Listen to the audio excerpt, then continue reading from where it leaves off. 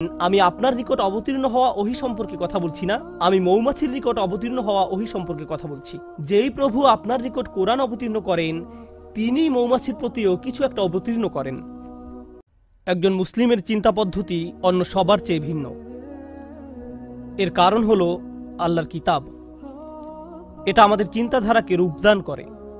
বস্তুত আজ আমি আলোচনা শুরু করতে চাই সূরা মুলকের একটি আয়াত দিয়ে, যেখানে বলা হয়েছে লোকেরা জাহান্নামে প্রবেশ করছে, আর প্রবেশ করাকালে তাদেরকে তাদের অপরাধ সম্পর্কে জিজ্ঞেস করা হচ্ছে।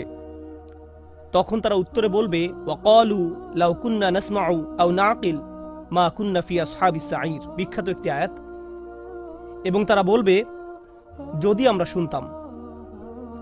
চলুন এখানে একটু থামি। এখানে কি শোনার কথা বলা হচ্ছে? যদি কুরআন শুনতাম, যদি ইসলামের বার্তা শুনতাম, যদি উপদেশগুলো শুনতাম, যদি কুরআন শুনতাম।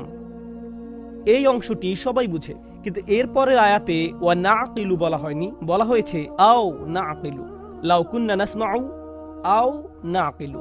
আর আরবিতে আও অর্থ অথবা, যদি আমরা শুনতাম অথবা বিবেক বুদ্ধি প্রয়োগ করতাম। অর্থাৎ যদি শুনতাম অথবা অন্তত পক্ষে চিন্তা ভাবনা করতাম। কথাগুলো এভাবে উপস্থাপনার পেছনে শক্তিশালী উদ্দেশ্য রয়েছে। একদিকে মুসলমানরা কিছু শুনলে সেখান থেকে কিছু শেখার চেষ্টা করবে। আমরা খুতবা শুনি, রিমাইন্ডার শুনি, লেকচার শুনি, কিছু পড়লেও আমরা ওইখান থেকে শিখি। এগুলো থেকে আমরা উপদেশ গ্রহণ করে থাকি, এবং হতে পারে এগুলোর আলোকে নিজের ভালোর জন্য নিজের মাঝে পরিবর্তন আনি। অন্তত পক্ষে প্রত্যেকের মাঝে পরিবর্তনের চেষ্টা থাকা উচিত।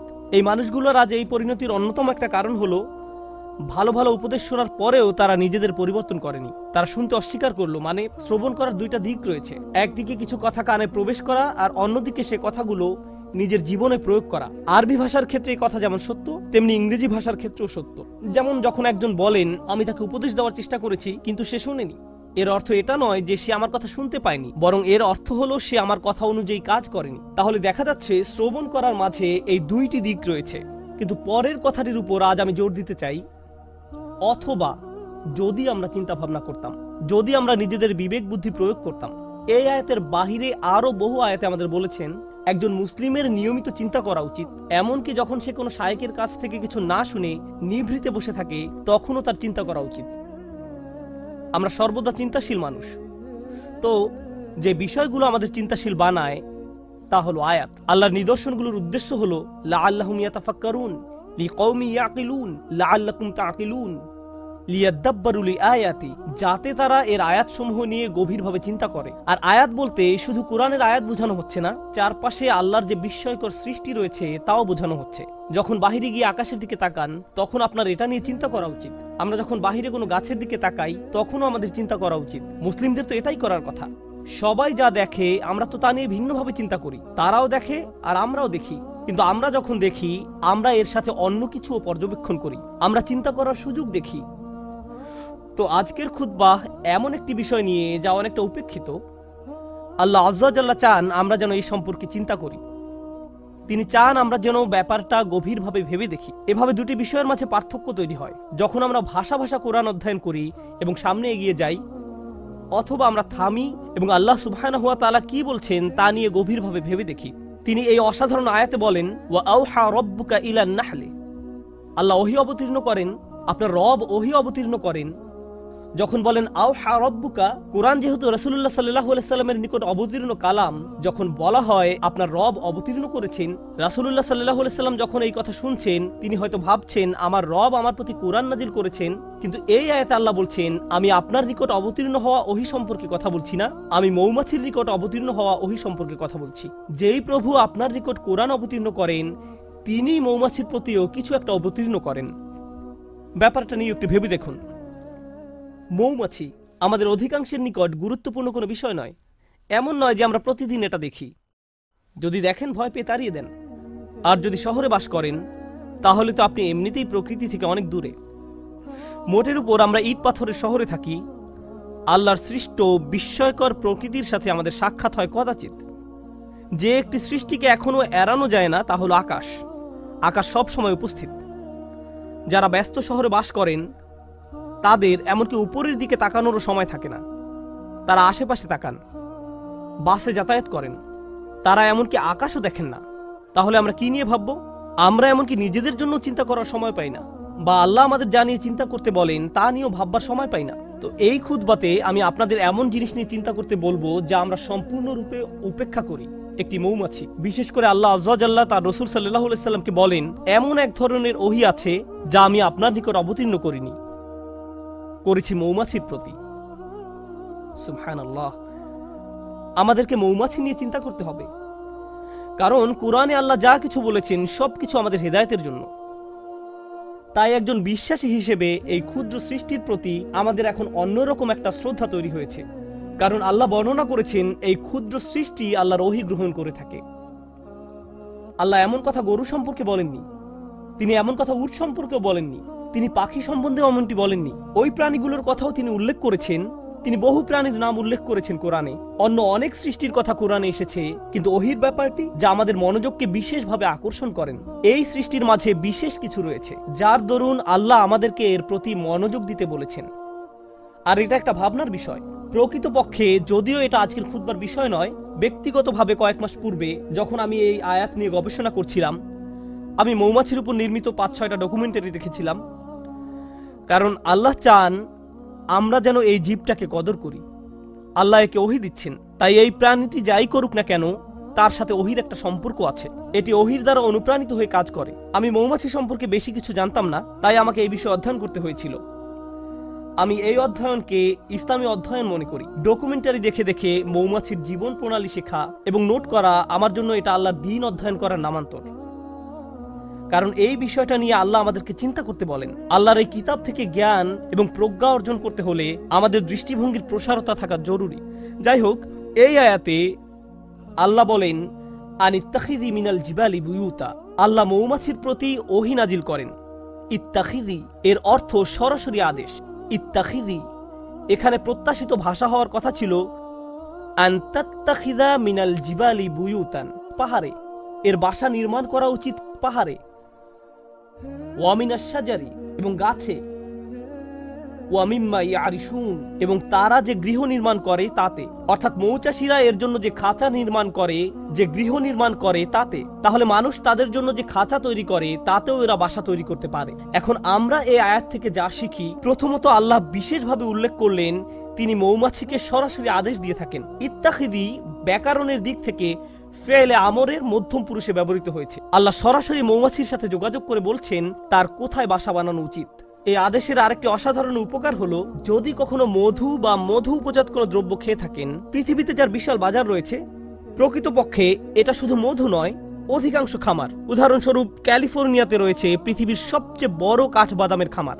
পৃথিবীর ৯০% কাঠবাদাম আসে সেখান থেকে, আর এর সবটা আসে মূলত মৌমাছির সাহায্যে, যারা বিভিন্ন রকম কাঠবাদামের গাছ থেকে ফুলের রেণু সংগ্রহ করে এবং পরাগায়নে সাহায্য করে, এবং এজন্য কৃষকরা সেখানে মৌ চাষ করে। এখন আল্লাহর প্রতি ওহী নাজিল করে বলেন তুমি বাসা বানাতে পারো পাহাড়ে, বাসা বানাতে পারো গাছে। যদি আল্লাহ না বলতেন ওয়ামিম্মা ইয়ারিশুন, তাহলে আপনারা মৌমাছির বাসা পেতেন শুধুমাত্র পাহাড়ে এবং গাছে। আমরা কখনোই মৌ চাষ করতে পারতাম না। কিন্তু তিনি বলেছেন ওয়ামিম্মা ইয়ারিশুন, যেন আমি আর আপনি মধু খাওয়ার স্বাদ উপভোগ করতে পারি। কারণ আল্লাহ একে অনুমতি দিয়েছেন মানুষের তৈরিকৃত বাসায় মৌচাক নির্মাণের জন্য, যেন আমরা এর চাষ করতে পারি। ব্যাপারটা নিয়ে একবার ভেবে দেখুন। এই ভাবনা আমাদেরকে এই সত্য অনুধাবন করতে সাহায্য করে যে আল্লাহর সৃষ্টি জগৎ থেকে যত কিছু আমরা উপভোগ করতে পারছি, এর কারণ আল্লাহ এদেরকে সরাসরি আদেশ করেছেন আমাদের সেবা করার জন্য। এই ক্ষেত্রে মৌমাছিকে আদেশ করা হয়েছে আমাদের সেবা করার জন্য। তাই যখন মানুষ মৌ বক্স নির্মাণ করে, তুমি তাকে নিজের বাসা হিসেবে গ্রহণ করে নাও। কিন্তু আজ আসলে যে বিষয়টা নিয়ে কথা বলতে চাই তা হলো এই ক্ষুদ্র সৃষ্টি থেকে কিছু পথ নির্দেশনা। শুধু এই সৃষ্টির কদর করা নয়, বরং কিছু হেদায়েত। আর আমি এমন কিছু শিক্ষা এর কাছ থেকে পেয়েছি যা আমাকে সম্পূর্ণ হতবুদ্ধি করে দিয়েছে। আমি রাসূলুল্লাহ সাল্লাল্লাহু আলাইহি সাল্লামের একটি হাদিস পেয়েছি, ওয়াল্লাযী নাফসি বিয়াদিহি, আমি সেই সত্তার শপথ করে বলছি যার হাতে আমার প্রাণ। আল্লাহ রাসূল সাল্লাল্লাহু আলাইহি সাল্লাম কোনো শপথ করা ছাড়াই যা ইচ্ছা বলতে পারতেন, কিন্তু তিনি সর্বপ্রথম আল্লাহর নামে শপথ করেছেন, কারণ তিনি এখন যা বলতে যাচ্ছেন নিশ্চয়ই তা আশ্চর্যজনক কোনো বিষয়। তিনি বলেন ইন্না মাসালাল মুমিন কামাসালিল নাহলা, ঠিক মৌমাছির মতো। মুমিনের উদাহরণ হলো ঠিক মৌমাছির মতো। আমি বসে থেকে ভাবলাম সুবহানাল্লাহ, আল্লাহ প্রথমে আমাদের বলছেন তিনি মৌমাছির প্রতি ওহী প্রেরণ করেন, আর এখন রাসূলুল্লাহ সাল্লাল্লাহু আলাইহি ওয়াসাল্লাম বলছেন তুমি যদি মুমিন হতে চাও তাহলে ঠিক মৌমাছির মতো হও। মৌমাছির মতো হলে কি হবে, আর কিভাবে মৌমাছির মতো হব? মৌমাছি আমাকে আমার ঈমান সম্পর্কে কি শেখাবে? কিভাবে একজন বিশ্বাসীর মতো বাঁচতে হবে এ ব্যাপারে মৌমাছি কি শেখাবে? ব্যাপারটা এতই সিরিয়াস যে আল্লাহ রাসূল সাল্লাল্লাহু আলাইহি ওয়াসাল্লাম প্রথমে আল্লাহর নামে শপথ করেছেন, তারপর এই কথা বলেছেন। তো তিনি আমাদের কিছু কথা বললেন যার প্রতি আমাদের মনোযোগ দেওয়া প্রয়োজন, কিন্তু আমি চাই রাসূলুল্লাহ সাল্লাল্লাহু আলাইহি ওয়াসাল্লাম কি বলেছেন আপনারা তার প্রতি মনোযোগ প্রদান করুন। তিনি বলেন আকালাত তাইয়িবান, এটি ভালো জিনিস খায়, এটি ভালো এবং খাঁটি জিনিস খায়। মৌমাছি উত্তম ফুলের নিকট যায়, এটি এমন কোনো ফুলের নিকট থেকে নেয় না যেটি অপরিপক্ক, নষ্ট। এটি এমন কোনো ফুলের নিকটও যায় না, গন্ধ শুকে এটি বুঝে ফেলে অন্য মৌমাছি ইতিমধ্যে এই ফুলের কাছ থেকে নিয়ে গেছে। এটি নতুন, পরিষ্কার, খাঁটি একটি ফুলের নিকট যায়। এটি শুধু সেই ধরনের ফুলের নিকট যায়। আমাদের ঈমানের প্রথম যে ব্যাপারটি এখানে হাইলাইট করা হয়েছে তা হলো যে রিজিকের আমরা সন্ধানে বেরিয়ে পড়ি, শুধু যে খাদ্য আহার করি তাই নয়, বরং যে রিজিকের পিছনে ছুটি, যে চাকরি আপনি পাবেন, যে ব্যবসা আপনি শুরু করবেন, যে টাকা আপনি কামাবেন এবং যে খাদ্য আপনি আহার করবেন, সব কিছুতে খাঁটি জিনিসের সন্ধান করুন। এমন জিনিসের অনুসন্ধান করুন যা খাঁটি, যা পবিত্র, সর্বোত্তম জিনিসের খোঁজ করুন। আর জানেন তো, মৌমাছি সবচেয়ে ভালো ফুল না পাওয়া পর্যন্ত খুঁজতে থাকে। তাই আমাদেরও সেরাটা অর্জন করতে হবে। ফালিয়ুতকিনহু, একজন মুমিনের দৃষ্টিভঙ্গি এমনই, তার উচিত দক্ষতা অর্জন করা। আপনাদের সবাই যখন কিছু করবেন তাতে দক্ষতা অর্জন করুন। আপনার উচিত সেরা হওয়া, এটাই মৌমাছি করে। সে সেরা ফুলের সন্ধানে থাকে, এটাই মৌমাছি করে। এটাই প্রথম শিক্ষা। তারপর তিনি বলেন অওয়াদা তাইয়িবান, এটি উত্তম উপায়ে বসে। যেভাবে এটি ফুলের উপর বসে তা খুব সুন্দর। ব্যাপারটা ভালো এবং খাঁটি, আর আপনাকে এ সম্পর্কে গবেষণা করতে হবে। মৌমাছি নিয়ে গবেষণা না করলে তো এটা আপনি জানতে পারবেন না। মৌমাছি নিয়ে অধ্যয়ন করলে জানতে পারবেন তারা শুধু সে ফুলের কাছেই পরাগ নিয়ে যায় যে ফুলের পরাগ দরকার। মৌমাছি যখন কোনো ফুল থেকে মধু নিতে যায়, তারা ওই ফুল থেকে মধু নিবে না যদি না তারা ওই ফুলকে আরো বেশি কিছু দেয়। তারা একে জীবন দিবে, পরাগ দিবে। আমাদের সবার জীবনে বিভিন্ন রকম সম্পর্ক রয়েছে, ঠিক যেমন মৌমাছির ফুলের সাথে সম্পর্ক আমাদের প্রত্যেকের সম্পর্ক রয়েছে। আপনার আমার প্রতিটি সম্পর্কের ক্ষেত্রে আপনি কিছু নেন এবং কিছু দিয়ে থাকেন। আপনার বিবাহের ক্ষেত্রে আপনি কিছু দিয়ে থাকেন এবং কিছু নিয়ে থাকেন। যখন আপনি পিতা বা মাতা হন, যখন আপনি একজন শিক্ষক, তখনও আপনি কিছু দিয়ে থাকেন এবং কিছু নিয়ে থাকেন। যখন আপনি কারো চাকরি করেন বা মালিক পক্ষের হয়ে থাকেন, তখনও কিছু নিয়ে থাকেন এবং কিছু দিয়ে থাকেন। কিন্তু মৌমাছি যা কিছু নেয় তার চেয়ে অনেক বেশি দিয়ে থাকে। এটি নেওয়ার চেয়ে দেয় অনেক বেশি, আর যা প্রদান করে তা গ্রহীতার জীবনকে উন্নত করে। আর যা নিয়ে যায় তা গ্রহীতার কোনো ক্ষতি করে না। এটি ফুল থেকে যা নেয় তা ফুলের কোনো ক্ষতি করে না। এটি ফুলের উপর পা গুলো রাখে খুব সুন্দর করে। প্রসঙ্গত, ফুলের খুব কোমল জায়গায় মৌমাছিকে বসতে হয়। ফুলের তুলনায় মৌমাছি ভারী একটা জীব। যদি সে তার সম্পূর্ণ ওজন ফুলের ওই কোমল জায়গায় রাখে তাহলে এটি ভেঙে যেতে পারে। তাই এটি ভাসতে থাকে, পুরো ওজন ফুলের উপর রাখে না। এটি পাখাগুলোকে ঝাপটাতে থাকে যেন সম্পূর্ণ ওজন ফুলের উপর না রাখতে হয়।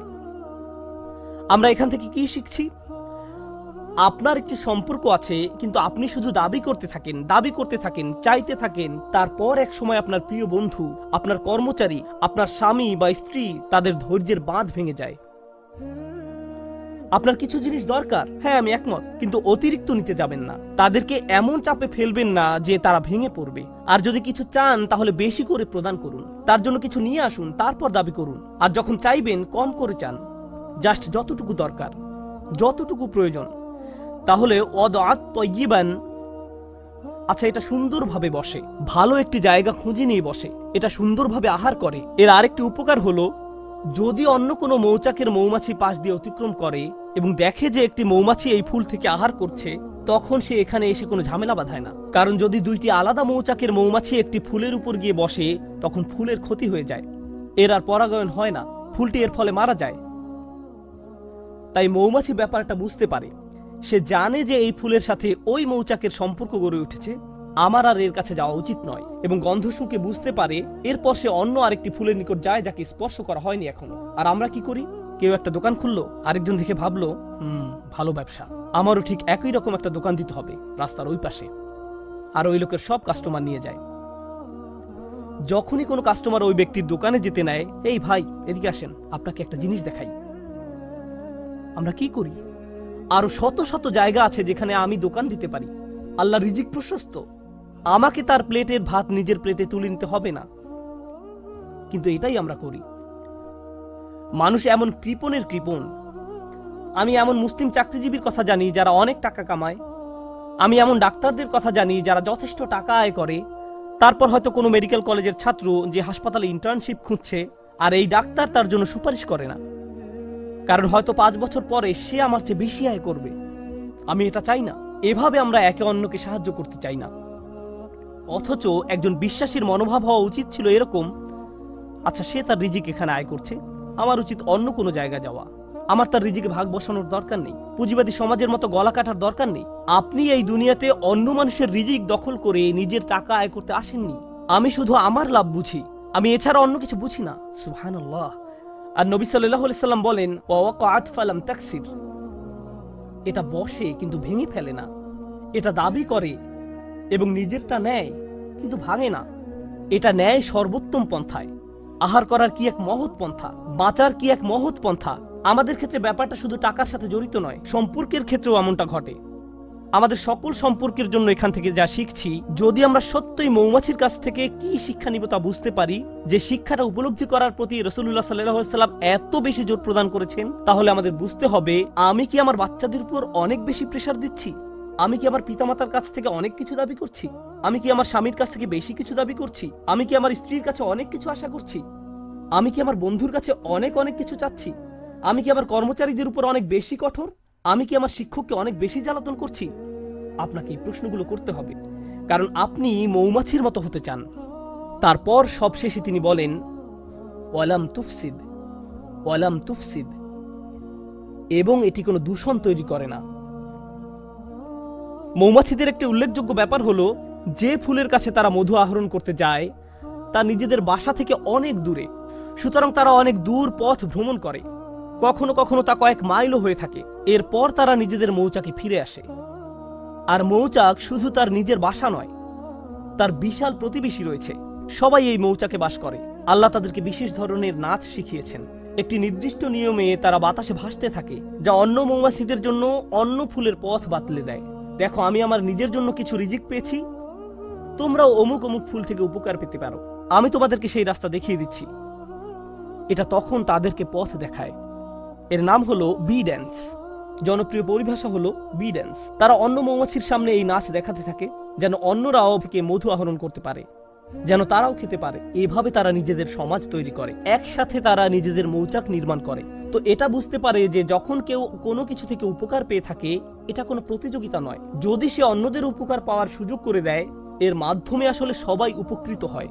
আমি নিজে নিজে একটি মৌচাক নির্মাণ করতে পারবো না, আমাদের সবাইকে এর জন্য কাজ করতে হবে। পক্ষান্তরে মুসলিম সমাজে কি হয়, যখন আমাদের ঈমান থাকে না, যখন কেউ উন্নতি করে আমরা হিংসুক হয়ে পড়ি। তাহলে কাউকে বলতে চান না কিভাবে এই উন্নতি করলেন। আচ্ছা, আপনার দোকানের সাপ্লাই কোথা থেকে পান? আমি জানি না, ভুলে গেছি। আচ্ছা, আপনার চাকরির জন্য কোথায় আবেদন করেছেন? আপনার রিজিউমে কেমন? আমি জানি না, ফাইলটা হারিয়ে ফেলেছি। আপনি কাউকে সাহায্য করতে চান না, এটা হলো প্রতিযোগিতা। আমি কেন প্রতিযোগিতায় আরেকজনকে সাহায্য করব? আমি কেন তাকে বোর্ড কমিটিতে সিট পেতে সাহায্য করব? আর রাসূলুল্লাহ সাল্লাল্লাহু আলাইহি সাল্লাম মৌমাছির জীবনের মাঝে সীমাহীন বিজ্ঞতা দেখতে পেলেন, কারণ আল্লাহ তাকে বলেছেন, দেখো আমি মৌমাছির নিকট ওহী প্রেরণ করছি। ওয়া আওহা রাব্বুকা ইলান নাহল। যে পথটা মৌমাছি অনুসরণ করে, আল্লাহ তাকে বলছেন সুবুলা রাব্বিক। মৌমাছি বৃত্ত তৈরি করে দুলতে দুলতে সামনে চলতে থাকে, কিন্তু আমাদের পক্ষে তাদের এই পথ ভ্রমণ দেখা সম্ভব নয়। আর আল্লাহ বলছেন, প্রতিটি বাঘ যে এটি নিয়ে থাকে সেটি তার রবের দেখানো পথ। আল্লাহ তাদের জন্য এই পথটি তৈরি করেছেন, আর তিনি এটাকে জুলুলান বলেছেন। এই আয়াতে যে হাল ব্যবহার করা হয়েছে তা হলো জুলুলান। আল্লাহ বর্ণনা করেছেন, মৌমাছি নম্রতার সাথে এগিয়ে চলে। এর একটা চাকরি আছে, গুরুত্বপূর্ণ কাজ আছে, এটা একটা মিশনে আছে, এটা একটা লক্ষ্য পানে এগিয়ে চলছে, কিন্তু তাই বলে এটা অহংকারী নয়। অনেক সময় দেখবেন মানুষ ব্যস্ত সময় কাটালে কেমন জানি অহংকারী হয়ে ওঠে। আমি মারাত্মক ব্যস্ত, তোমার জন্য আমার সময় নেই, পরে কল দিও। আর আপনাদের মাঝে কেউ কেউ বড় চাকরি করেন, মাকে কল দেওয়ার সময় নেই। অন্যদিকে মৌমাছি জুলুলান তথা কাজ করতে যাওয়ার সময়ও নম্রভাবে পথ চলতে থাকে। সুবহানাল্লাহ। সব শেষে যা বলতে চাই, আর 2 মিনিট সময় আছে, আমি মৌমাছি নিয়ে শেষ একটি কথা বলতে চাই। যদিও অনেক কিছু বলার ছিল, শেষ একটা কথা, আল্লাহ এই জীবটাকে অসাধারণ করে বানিয়েছেন আর এটাকে তার নিজের কাজ করার যোগ্য করে তৈরি করেছেন। এটা নিজের জীবিকা আহরণ করছে। এই মৌমাছির অন্যদের সাথে সম্পর্ক আছে, নিজে উপকৃত হচ্ছে, সমাজের সবার উপকার করছে। এই সব কিছুর উপরে এটা মৌচাক নির্মাণ করে। এই মধুর উপকার মৌমাছিকে ছাড়িয়ে আরো বহু সৃষ্টির মাঝে ছড়িয়ে পড়ে, যা শিফাউন লিন্নাস। এই মধুতে মানবজাতির জন্য রয়েছে চিকিৎসা, ছোট্ট একটা প্রচেষ্টা থেকে। আমরা এখান থেকে কি শিখছি? আমরা যদি মুমিনদের একটি সমাজ তৈরি করতে চাই, আমরা যদি পরস্পরের উপকার করতে চাই, আমরা যদি একসাথে ভাই ভাই হয়ে বাস করতে চাই এবং অল্পে তুষ্ট থাকি, আমাদের সম্পর্কগুলোর উপর বেশি চাপ না দিয়ে থাকি, এর ফলে আমরা যে সমাজ নির্মাণ করব, এতে শুধু নিজেদের উপকার হবে না, বরং মানবতা এর দ্বারা উপকৃত হবে, আরোগ্য লাভ করবে। যদি মৌমাছিদের একটি সমাজ পৃথিবীকে আরোগ্য দান করতে পারে, কত শত রোগ বালাই মধুর মাধ্যমে আরোগ্য লাভ করে। রাসূলুল্লাহ সাল্লাল্লাহু আলাইহি সাল্লাম কর্তৃক সত্যায়িত একটি ওষুধ হলো মধু। আর মধু কখনো তৈরি হয় না যতক্ষণ না মৌমাছির একটি সমাজ একত্রে বসবাস করা শিখে এবং একত্রে কাজ করা শিখে। যদি এই উম্মাহ, যার মৌমাছির মতো হওয়ার কথা, যদি আমরা একসাথে কাজ করা শিখি, একত্রে বসবাস করা শিখি এবং আমাদের নিজস্ব সমাজ তৈরি করি, এর ফলে আমরা শুধু নিজেদের উপকার করব না, আমরা মানব জাতির জন্য আরোগ্য লাভের এক উপায়ে পরিণত হব। কারণ মানব জাতি আজ লোভী হয়ে পড়েছে। সবাই শুধু নিজের চিন্তায় ব্যস্ত। তারা বলে, আগে নিজের চরকায় তেল দাও। আমরা এই গ্রহকে জ্যান্ত সাবার করে ফেলেছি। প্রসঙ্গত, এতে অবাক হওয়ার কিছু নেই। আজ যেহেতু পৃথিবীতে ফিতনা বেড়ে গেছে, পৃথিবীতে আরেকটি ট্র্যাজেডিও লক্ষ্য করা যাচ্ছে। মৌচাকগুলো দিন দিন উধাও হয়ে যাচ্ছে। আল্লাহ আজ্জা ওয়া জাল্লার একটি অন্যতম নিদর্শন হারিয়ে যাচ্ছে এবং এজন্য সব শেষে রাসূলুল্লাহ সাল্লাল্লাহু আলাইহি সাল্লাম বলেন, ওয়ালাম তুফসিদ, এটা ফাসাদ তৈরি করে না, এটা আহার করার মাধ্যমে আরো বেশি জীবন তৈরি করে। যখন মৌমাছি আহার করে, এটি আরো জীবন তৈরিতে সাহায্য করে।